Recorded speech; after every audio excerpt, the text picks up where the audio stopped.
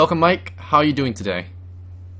I'm doing much better. Get a little bit of a later start, which is always nice. We have a Meepo ban, which is, I mean, sure, I guess there's a chance that Cloud9 maybe go for that, but I don't really know if that's really worth your ban, Navi.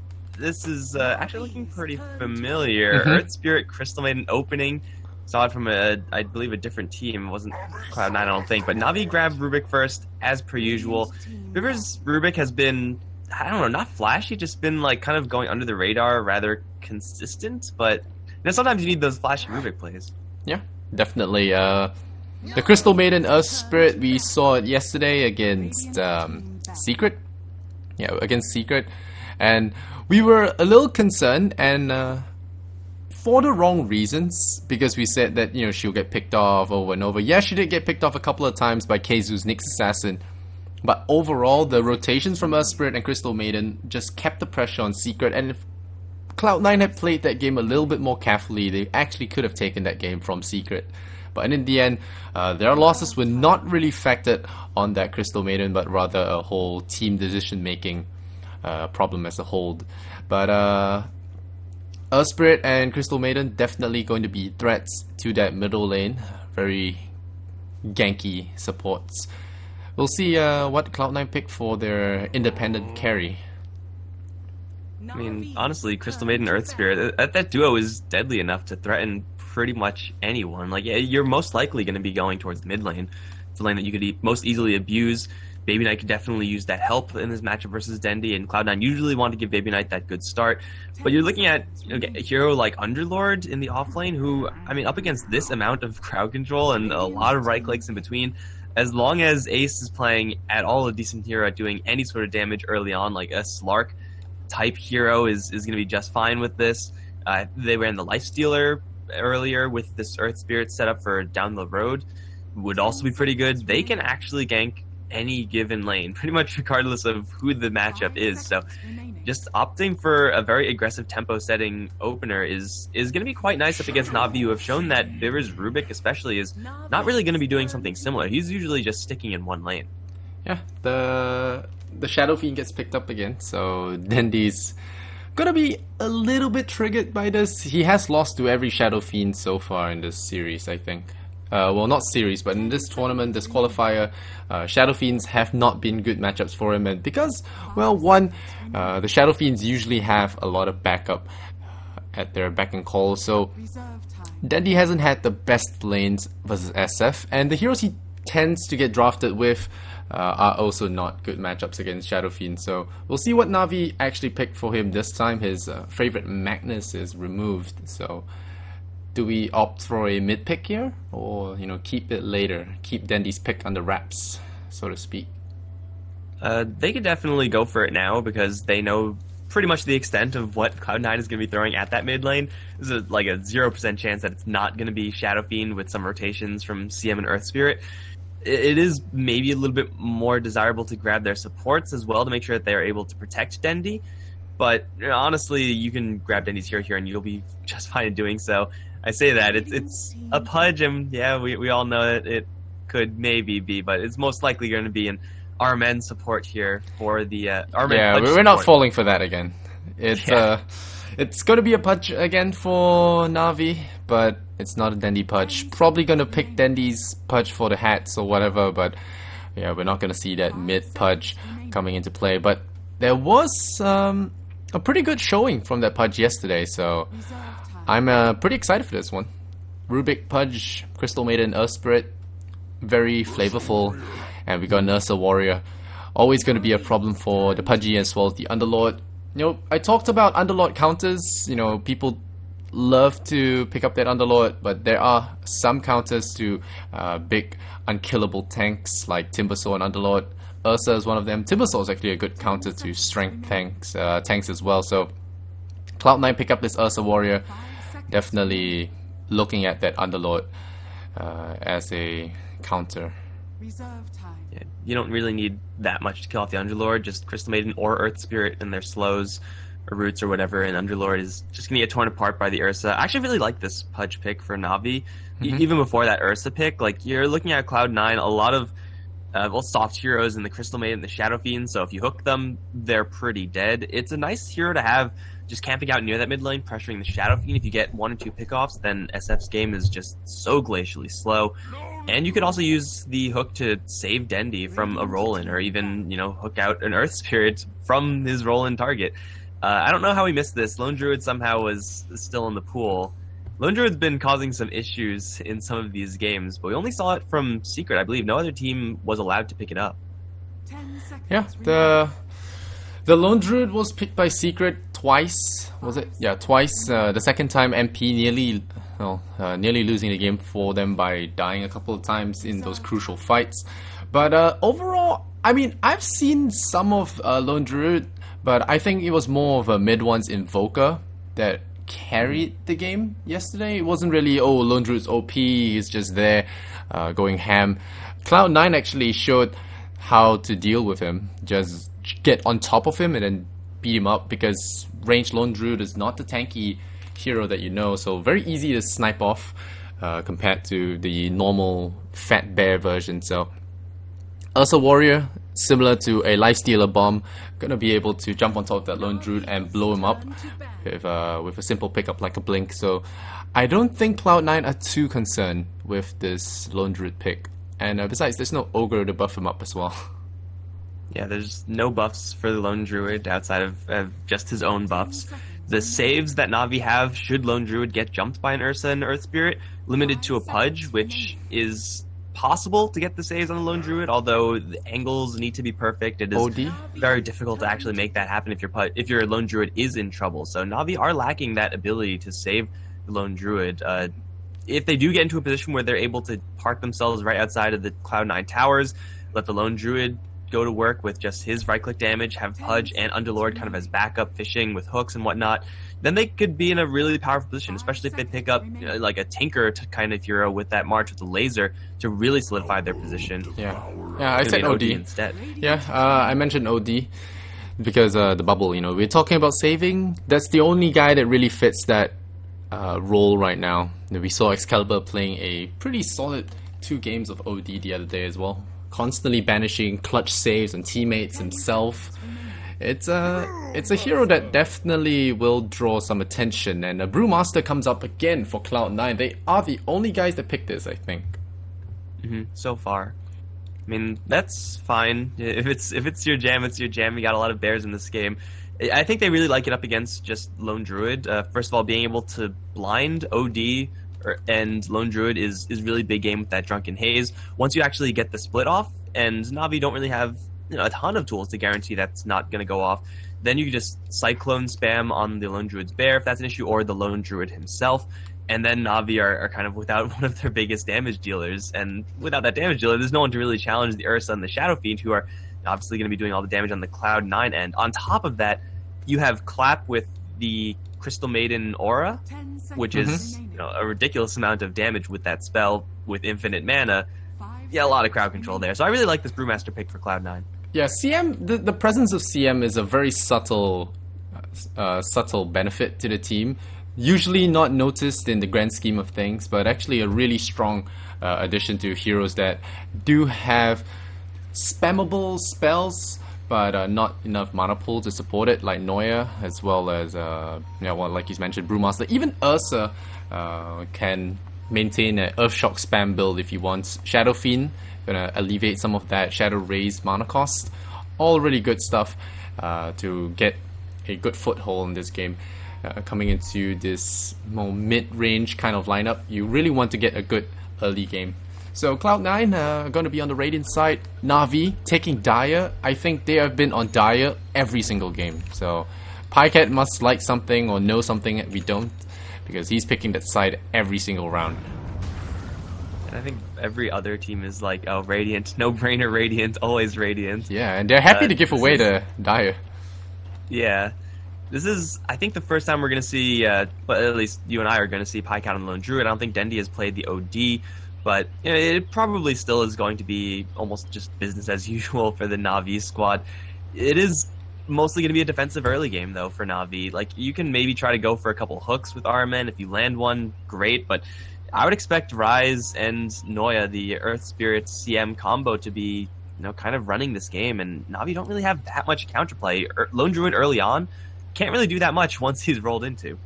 Yeah, it's a hero that definitely will need the protection. So we'll see if the Rubik will stay on the ball. So far, he has been pretty good at maintaining his good Rubik reputation. So we'll see if he does roam or stick around. He has gone for level 1 Faith Bolt, so definitely a different decision to skill a point. Maybe it's a misclick, maybe it's not. But usually you see players holding on to the skill point in case they do get an opportunity for a kill. But Faith Bolt level 1 means he's thinking about harassment, maybe. Yeah, the only reason you go for Fade Bolt here is because you're going up against a Shadow Fiend who doesn't really start out with the most base damage. So you're going to look to lower his damage, try to chip out a little bit of regen out from him, and you look at Baby Knight's inventory right now, just 2 shared tangos. So if Rubik does just sit there, dump a couple Fade Bolts into the SF, it may just give Dendi the advantage he needs just to lock down the lane moving forward. Of course, there is risk if he somehow runs into an Earth Spear or something like that. He does not want Fade Bolt, but yeah, it seems like Biver wants to stick around this mid lane for as long as possible. Yeah. So Biver doing a little bit of the Ogre, giving Shadow Fiend the Ogre treatment, just zapping him, and the buff to Fate Bolt, actually, or rather the revert on the nerf to Fate Bolt, actually coming to play here. Fate Bolt is slightly cheaper now. Oh, the roll in though! Pycat does get first blood, so this will not go unpunished, and because the irony of it all, they tried to stop the Shadow Fiend getting souls, and with that kill, he gets full souls right away. So Dendi's already going to have a hard lane right off the get-go. So Noya with a sick roll will punish the Rubik rotation. Unfortunately, I think we were both watching mid for that roll in, and we missed what happened up towards top. Brewmaster going for Drunken Haze first. Yeah, sorry. Go on. Yeah, General almost died there too. But you go for Drunken Haze first as Hestajo, just trying to mess with Pycat's CS. You don't really have any counterplay once the Rod comes in, so Pudge is now level 2, and this lane for Brewmaster just got a lot more difficult. Even if he was with 5 level 1. Again, he's caught again. Joe, in a lot of troubles. There Orb Venom? No, there's no Orb Venom on the Pudge, but there is on the Spirit Bear, plus the Blightstone. That's a second kill. Yeah, you don't mess with Pudge, especially when you don't have your defenses, but now they pull back the SF. Baby Knight in trouble. Nope, not at trouble at all. Baby Knight drops the double raise, and Rubik, you'd figure he learned this lesson by now, but feeds 2 kills over to Baby Knight. I think Dendi's gonna start saying, alright, maybe you do something else elsewhere. The Shadow Fiend is currently being out CS'd by the OD, so yeah, it is costing them a couple of Rubik kills here and there, but Dendi is still doing just fine here, and they're getting kills elsewhere, so it's not optimal, obviously, but for Navi, it is probably going to be good enough. I mean, like, what else would Biver be doing right now? It's helping to kill off the Brewmaster? They obviously don't need that help, so you might as well just try to pressure Baby Knight and make sure that Dendi gets his CS advantage. Yeah. Oh, Baby Knight is definitely loving this start. Max souls all the time. But Ace has been trading pretty okay with the Underlord. Underlord did not get that many CS, but in terms of health pool, the Underlord has been putting it to the Ursa, dropping him quite low earlier on. No Pit of Malice to push the issue, but enough to scare Ursa back into his creep wave. And already munched on this last tango, so all that regen's gone. So General might go for more trades. Top lane again. Yeah, this Brewmaster is having as good as a time as that Rubik. Well, at least they do get a pick off now. Yeah, just roll in towards the Lone Druid. Panic Savage Roar, not quite going to help because of the Crystal Maiden's positioning slightly outside of that AoE. And Lone Druid apparently missed his Pudge buddy. Arman's actually going all the way down bottom. I don't know if they can kill Ace. It's going to be hard. Oh, they got him. The Malice will start things off, but you have that overpower. Ace going to get re-trapped again. I think that was going to be enough. The fire will burn him down. The hook did not get him, but it was enough damage to nuke him down. So this is a very high level Underlord, so there is enough burst damage to take him out. Pudge is really scary in the early game, especially once he gets a good start here and there, gets boots, a couple of levels. A Rod Hug can easily turn into a double team, so very well done there by Navi. Rotations all round. Fortunately, Arman is out of mana though, so this angle on Baby Knight is really good. They have vision of him from an earlier place observer ward as well. But Armen is in a sandwich. Neuer, maybe kick him. There's a roll though. 80% slow, very strong stuff. RMN still getting slowed there. The kick comes out. The SF will be looking for that raise, holding it. Nah. Tried to juke that raise, but not gonna happen. Baby Knight even finds a double damage for his efforts, and he's up to a killing spree now. So all those ganks just feed him with souls. So Navi, counterproductive ganking coming out here in the middle lane at least. And I don't really know why Pudge was back there with no mana. Like, you may be able to rot down Baby Knight if he's all alone and you know he's all alone, but, you know, when has that ever been the case in this game? It just hasn't been happening, so it was a little bit ambitious for the Pudge to even be there in the first place. And it is going to be Baby Knight with a good game. They're going to try to go again for mid. Yeah, there's going to be Rot hugging here. RMN just slowing everyone down. There is a double damage on the Shadow Fiend, though, not to be messed with. RMN, is he going to rot away? Yes, he will. Baby Knight getting pulled back in. Dandy missing on the banish, though, but, well, I guess just for farming. But he will get that last hit on the Shadow Fiend. Almost a costly mistake if he went out of range. So, a killing spree going to Dandy. Definitely a good trade back their way. And RMN even getting that deny. Very big play from him. Radiant's middle tower. Yeah, I mean, C9 have an advantage with Baby Knight right now, and they really don't need to push that hard in order to kind of ride that advantage into a little bit of a better mid game here. Going into tower range, expecting Navi to come in with, you know, a Pudge who can just mess everything up. You know, you're messing with an Imprison, which of course is going to turn the numbers advantage towards Navi. There's a lot that can go wrong. They're going to go for General now, though. Yeah, that's the trap. That's not enough. Ace will pop out of that with the Enrage and follow through on that Pit Lord, so that's going to be an easy pick off here for Ace. And Ace has actually been a very opportunistic carry from the games we have watched, always knowing when to turn up to the fight. So I imagine with this start that he has had, he's going to look to hold TPs, go to fights very, very early into the game, and get those pickoffs that he really wants. Going for Helm of the Dominator first will let him have an easy time tanking Roche with some other creep. That is actually going to be the play for him. You do have to watch out for Pudge if that is your plan for C9, but Ace is looking like he will be able to get into that Roche pit kind of early. And with Shadow Fiend's start, I mean, even after that death, he's still going to contribute a lot of damage if they want to commit more than one hero into that area. They should have split by then as well. Definitely will have split by then as well. A lot of roaming going around, but you know, at the end of the day, we got Rise level 5 on the Crystal Maiden. Is gonna get hooked. Yeah. That Observer what paying dividends, but Rise, is he gonna outspeed them? I don't believe so. Rise getting closer with the Fart Cloud and the roll coming in though. RMN. Oh wow, is the Crystal Maiden really getting out? He does have another spell though. And yeah, Biver might run in there, try and Fate Bolt the CM. He's still out of range. Baby Knight will claim him, so that's gonna be a kill that way. How's the Pudge looking?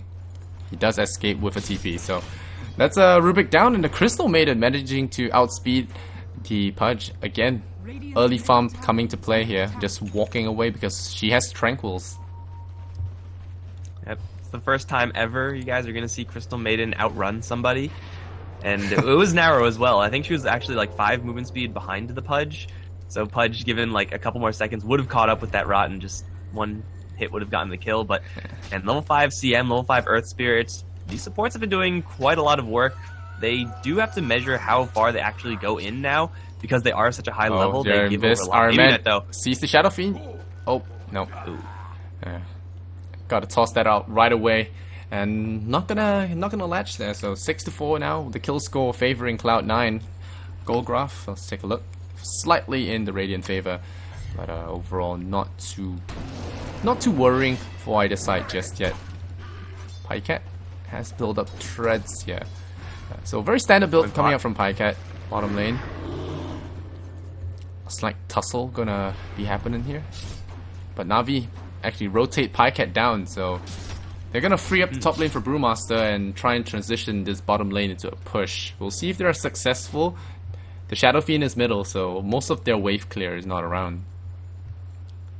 They do have level 4 Bear, so it does have Demolish. Bringing down this tower is definitely possible for Navi, but I think C9 are powerful enough to actually want to fight over this. Hesta Joe's getting a lot of farm in the meantime, with the ability to come in with the split. This is incredibly risky by Navi here. DD. But the roll in here, the kick will land on MP once again, but Pycat will scoot on out. It's really fast movement speed there on that hero, but the primal split will have those pandas getting Pycat's number. The flame comes in, the raise comes out, Pycat very low ticking. He will get clubbed down by Noya and he will roll forward there. The cyclone will cause him to miss the roll in, but Rubik is going to be having his head in the clouds there. Burst damage coming in. Puss tries to rescue him, but it's not going to pay off as, well, Dendi in general have really backed out from that fight. I thought that would have gone better for them. Double damage on Dendi and all. Yeah, the OD doesn't really have enough to really hide behind. Once the split comes out, you're not going to be focusing those little split guys. Earth Spirit is going to roll in very decisively, and you can try and sit and hit him, but you know that the follow-up from Ace and Baby Knight are both going to be coming in. Ace was able to chase away both Dendi and RMN pretty much by himself, and essentially take himself out of the fight for two of the Navi heroes. Navi, now that the split is down, can probably go ahead and finish off this tower, but that first push, incredibly risky, knowing that they're playing into split. You know that C9 are probably going to fight over it. They're still going to go for it. They still might actually fight over it. Well, this tier 1 was probably going to fall first, but they have a glyph, so 5 seconds of bot time. Here's Noya gonna look to roll in again with that Earth Spirit. The bear, does it get it? Yep, the bear gets it, but Navi, they're gonna lose Pycat if they're not careful. Nice Savage Roll will pull Noya away, and the Pit of Malice actually does latch them down. So, good disengagement there from Navi, and right now, I don't think they're looking to fight, just backing off, taking as much objectives as they can, and try and farm up for the middle game. Much earlier timing for Navi to make these aggressive plays than you would really expect. And the only timing that they have working for them right now is the fact that the bear is maxed out in Rabid and it has Demolish, so the bear will be attacking pretty quickly. Everyone else on Navi would, rather be getting a couple more items up. Like Mechanism on General that's a big timing to hit. Dendi's gone for Hand of Midas first, which when you get that, you don't exactly say, okay, it's time to go push towers. Usually you kind of want to hit the brakes, so it is kind of a surprising timing for Cloud9 to actually deal with, and it gets them a tower, but at the cost of a lot of kills. And C9, even though they lose a tier 1 tower, that's really not a big deal. They're still farming very well, especially on Baby Knight. 4-1 and 2, Dragonlance already. He's going to look to pick people off. Shadowblade pickup. Yeah. Well, Pycat has that Dragonlance built up for him already. Yeah, but this Shadowblade definitely going to look to catch someone off guard. Neutral creep kills off Pudge. Just a suicide. I don't think that was intentional. Yeah. I don't think that was intentional either. Yeah, that was not intentional. Messed up. So Biver is gonna say, alright, let me get that level 6 then. Not gonna go there and get that level 6. Would like to see some crazy Rubik steals again. What spells are we looking at? We have Frostbite, we have Thunderclap, we have Primal Split in the rarest cases, but it could happen.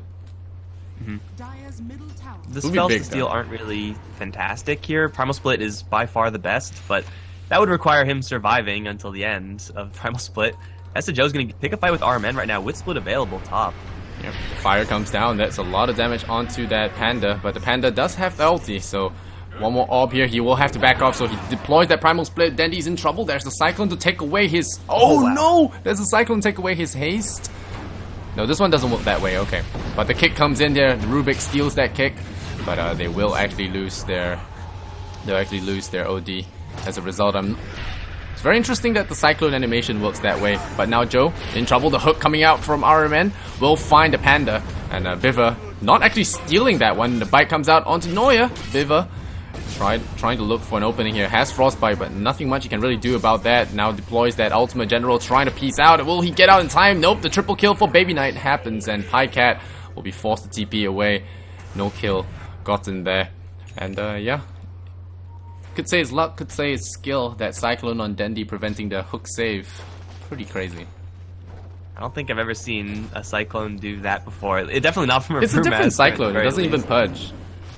Yeah, so just lifting him up, canceling the hook save is something that I did not anticipate would happen in this game, but at the end of the day, what happens is that Navi find themselves behind some really awkward trees, and because there's so many trees in the way, they can't get on top of Baby Knight. With the Dragonlance, it makes it obviously a lot more difficult. They killed off a whole bunch of heroes C9, also managed to pick off Pycat's Bear, which has wandered a little bit too close. And here's a problem for Navi. If Baby Knight is ahead, and he is, how do they get on top of the Shadow Fiend? How do they pressure him? Because it seems like outside of like a Force Staff Imprison or a stray Pudge Hook, no one can really get on top of this SF. Yeah, the whole problem of Shadow Fiend and Navi, I think, they just can't deal with the amount of protection that the Shadow Fiend has. There's Ursa they have to run away from, there's a Brewmaster you have to run away from. It just fits Cloud9's aggressive draft. It's almost the same as yesterday's against Secret. It's just that Cloud9 are executing really well now. I guess we'll have to see and really wait if they'll do something funny again. But Rise walks right into our man, very well known for solo warding, solo wandering around on his own. Gonna get picked up, but there might be a retaliation kill here. Iron Man, losing a lot of life very fast, and Neuer actually securing that kill with the kick. I think he might deserve a respect ban after this game. Neuer plays this role very well, so yeah, I mean, it's he not also just plays, Earth Spirit. Earth Spirit, obviously, but yeah, he's been pretty much everywhere. In this game, in the last game, we saw from Cloud9 when they ran the similar support opening, and Ace now has the Aegis, and I don't even think they really needed the Aegis if they're gonna go for this tier 1 tower. General's counter push is pretty good, but there's no creep wave here. Like, it's just Baby Knight hitting the tower. Neuer just going for the blind rolls, hopefully tagging a target or two. But Ace has that Aegis and the blink, so things could get scary soon. Pycat does have the Dragonlance, but no Hurricane Pike, so escaping the Ursa is going to be a little bit more difficult. Although he does have the Savage Roll for the bailout. It's going to be a tricky engagement. Navi look for snipes, but not gonna be taking full-on clashes there. They see Ace though. I don't think that's something you want to pull in. They go for the hook anyway. Bite on the Ursa before he pops his Enrage. Savage Roll, is it there? There's the lift off. He does deploy that Enrage. Iron Man, that's the Savage Roll. Is it going to pop that Aegis? Yes, it will. So Pycat, I think, should be running away now. But Neuer, if track record is anything, he is going to be able to catch this Pycat. Lone Druid is still running really fast. OD, they drop the Sentry Ward though. Baby Knight deploys that. Raccoon of Souls, not going to be enough damage though. The Pit of Malice comes in, locks in the SF. Raccoon is stolen, but Rubik does not get a chance to use it. Joe goes in, slams the ground. It's going to start with the Primal Split, and OD going to get lifted up. Nope, going to banish himself, but I don't think he's going to be able to buy himself that much time. The race is going to be damn. Baby Knight claims another. The Shadow Blade is going to be there. Pycat gets hooked out to safety, but there's the Sun again. The bite will have to come out from Ace. But Pycat dropping very low there. One tick away from that triple kill. Baby Knight coming in, hitting General. The Pit of Malice will lock them all out. They lose the bear. And Navi really struggling in this game number 1 of this best of 2. And we mentioned they need the win. And that is, they need the 2-0 win. Yeah, they need the 2-0. And it's looking a lot more difficult given the state of this game right now. Baby Knight ends that fight with literal full HP, even though he was the one pushing forward first. Joe just picked up his Blink Dagger, and that's a pretty good time to show it off as well. You are Navi, and you try to go for an Ursa, who's not an easy kill to begin with an Aegis, knowing that there's still a Shrine up, knowing that there's still a bottom tier 2 up for Cloud9 to teleport to. Like, starting that fight at all was just not really what Navi should be looking for right now. They have a hand of minus on Dendi. I do think it probably was in their best interest to kind of sit on that and ride that out into a little bit more of a late game scenario, but trying to push the issue, trying to be aggressive very early on into a Brewmaster, that just seems kind of suicidal to me. Yeah, the hook, I mean, the hook on Ursa, they had the right idea. They popped the Aegis, but taking a full-on clash like that seemed really foolish. They should have disengaged after General hit the pit on the SF and left whoever couldn't get out behind. But in the end, Navi get punished, but they do actually find the Brewmaster, so that's a big kill to get. We'll have that recall going out. General, is he gonna take the mech? Nope. 300 damage to swing. Ace will pick him off, and I love this Aghanims coming out. Ace is gonna counter the one main obstacle. That is the Pudge Bite against him, so picking up the Aghanims will be really big for him. Pit of Malice too. Get rid of that. Yeah, it already gets rid of Pit of Malice without having to have an Axe. Oh yeah, cooldown reduction though, yeah, so you could get cooldown rid reduction. of Malice always. True. Yeah, and it's just going to be a very high consistent item. for this Ursa. If Navi really do want to play like this, they will need another answer to this Ursa, and I'm not really sure who's going to bring that one to bear. Astral Imprisonment's probably at a certain point their best bet. And that kill on Brewmaster is nice and everything. They do need those kills, but wait, does Brewmaster have... Okay, no, he had 2 blinks for some reason. He didn't have a split, so you can afford to lose Hesta Joe for C9 as long as he doesn't have a split. It's not a big deal. Now that he has a split again, you can see what they're trying to do with it. It's like, oh, we have Brewmaster ultimate. It's time to start a fight. And it will be General who's in their sights with no Rift to get out of there. Yeah. Ooh, if he gets Blink Clap, I think he's just dead. He's super dead. And he tries to buys a little bit of time. But not gonna happen. Rise actually getting that last hit. I mean, if you look back at yesterday's Secret game, you know, we draw a lot of parallels to it because of the picks. Brewmaster nearly won that game against Secret, and Secret had a silencer. So there was one point where Brewmaster was actually a top pick in the Chinese meta because of how powerful he is at just making fights impossible for the early game. So this game, Navi have no answers, so it's no wonder why they're losing fights non-stop, with the Brewmaster constantly pinning 1 to 2 heroes out of the Navi lineup. Oh, Neuer going for the roll, prediction rolls. Will he get the kick though? Pycat doesn't have a TP in time. Oh, there's gonna be the roll. He recalls the bear in time, and they will lose the bear to the bear. So he's been feeding a lot of $300 over, but he gets out. Most of the time it's been Baby Knight to take the last hits on those Spirit Bears, so that's why we see this very, very reasonable amount of farm on Baby Knight. Silver Edge Dragonlance travels, with Hurricane Pike coming up next. And if you want to draw comparisons to the Secret game of yesterday with Secret vs. C9, Baby Knight was not playing a hero that really kills towers. He was playing in Ember. Yeah. And the difference between Ember and Shadow Fiend is that, well, when you're C9 and you win a fight with a Shadow Fiend, you kill all of the enemy's towers. When you win a fight with Ember Spirit, you kind of just kill a tower, maybe, if you're very lucky, and literally all the enemies are dead. This push power is going to let them, well, pretty much just end the game after a couple of these fights. Like, level 2 Primal Split, it still may be level 2 by the time this game ends if C9 really just play this tempo game out. Yeah, you always say that, it's gonna be at this level, and then it extends a few more levels after that. You have this thing where you jinx things. I'm saying maybe. Yeah. And the amount of times you said heroes don't hit 25, and then we go to a 60-minute grinder. So that's my fault. But that's on me. Sorry, you make a really good point. The way that Cloud9 are pushing their advantages here, they're just waiting for another Aegis, and then they're gonna walk up the high ground, and then that will be Navi's last hold, pretty much, to see if they can actually pull some miraculous defense. With a Pudge, you can maybe botch a siege attempt with a hook, but it's gonna be a really long stretch. And Dendi, he has that Hurricane Pike, but nothing else really to be proud of right now. So Cloud9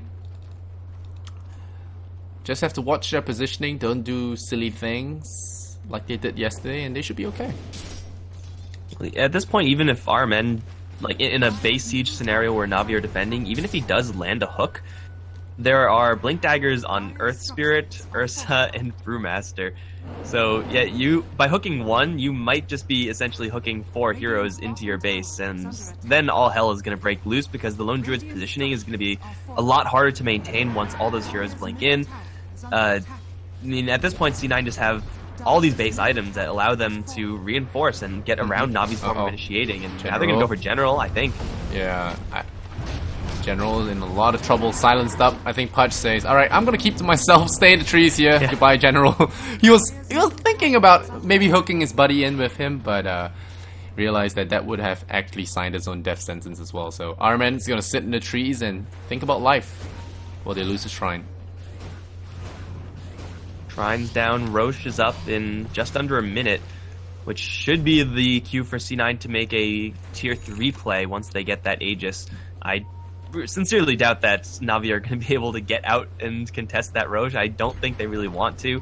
So yeah, C9 should have pretty much all these objectives locked up, both Shrines and a Roche.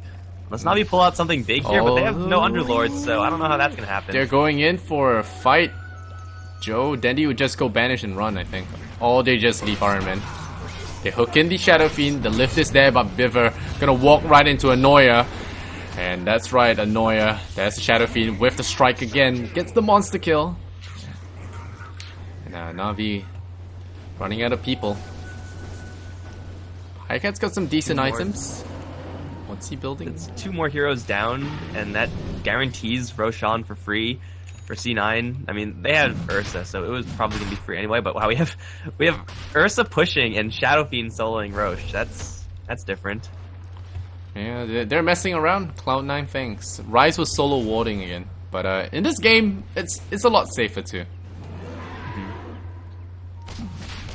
Roche is now very dead, and they may be able to pick up another fat item on Baby Knight if it really does come to it. He's pretty close, but he has the ultimate orb, so just even more survivability. Diffusal Blade, a fresh item on the Ursa. Brewmaster just recently picked up his Vlad's on top of Blink. He doesn't really need anything else to push in for the tier 3s. Navi are kind of in a position where they have to very, very secretly split push. We see General doing that right now with his TP and the Dark Rift at his disposal, but you can only do that for so long. Dendy's also doing it on top lane, but C9 are going to get to your base. Yeah. Dendy is also going for a Blink Dagger, so no power spike, just a mobility item that will be coming out from all that farming. And forced to sell his bottle for that final push coming in as well, so really starting to cannibalize the inventory. Cloud9 looking to force Navi into a last stand position. And with that, actually possibly wiping their hopes and dreams out of StarSeries. It's gonna be sad for all the fans out there. Baby Knight just hit level 20, so he just got a lot of extra damage from his Necromastery. Yep. Well, the problems compound, and Navi gonna try and make as much space as possible. I mean, at this point, that's all you can really do for your cause. Have your Pudge run around and stir up trouble. Hopefully they waste time. Maybe wait out that Aegis even. Speaking really hopefully, of course. I mean, C9 are still farming very rapidly. They're killing heroes up top lane too. Poor Rubik, man. Yeah, they sniped him good. There was a kick there as well. Pycat's have to be careful. They can just turn around and kill Pycat. I think they want to fight because there are not enough heroes, but there's the Brewmaster. He's gonna go right in there. Navi are in a bad position. General is gonna go down, but there will be a save here on Dendy. So a nice little hook there, Iron Man. Gonna be pretty happy about that, but Pycat is spinning in the clouds. There's 6 seconds of holy goodness. He's gonna get kicked out of there, and there you go. The hook's not gonna save him this time, but the Savage Roll will. They will not get the Pudge save, and Baby Knight claims his life from the back lines. It is beyond godlike at this point, and I wouldn't be surprised if Navi called the GG. 27-7. It's brutality here in the Navi base. Baby Knight and I think Rise weren't even in that fight. They were on bottom lane when that fight started. So yeah, it was just 3 heroes of Cloud9 casually killing all of Navi, and Baby Knight arrives at the tail end of it as heroes normally do and just clean the house. Like for Navi, they just got way too underfarmed. They couldn't keep the Shadow Fiend down nearly enough, fed over way too many kills. And I think we have to attribute a lot of this C9 victory to this very aggressive, very successfully aggressive roaming duo. Like 4-0-19 Noya has set up like so many kills in this game to let them get into this snowball position. Yeah, Noya has been a beast. There's no doubting that. I mean, it's not a real surprise. Imperial has always been a good team already. Yeah, General is just doing some funny stuff. Pull himself away. Joe is going to get struck down by Pycat. There's a lot of DPS coming out. Pycat just going for the long range strikes, but Rise has that freezing field. He's got his number. The 4-staff is there. Try and buy some time, but Noya there body blocking Pycat. The bear tries to get something done, but he gets smacked down. Mauled. The little man destroyed by the bigger bear. And General going to die for the upteenth time. And Cloud9 will strike Navi out of StarSeries. So, Mike, do Navi do something fun next game then?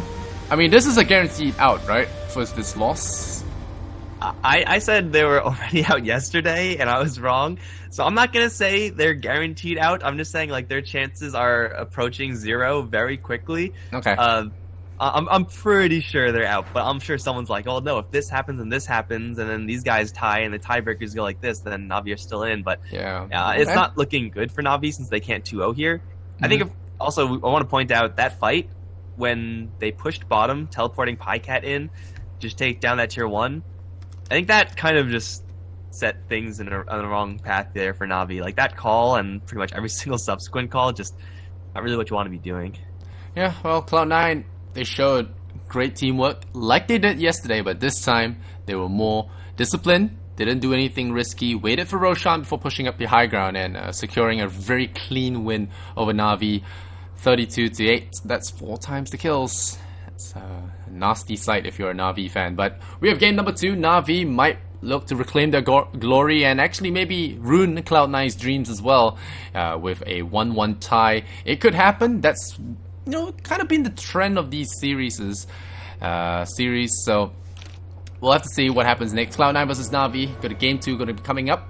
I'm Lysander, he's Mike, and we'll be right back with game number 2. Stay with us.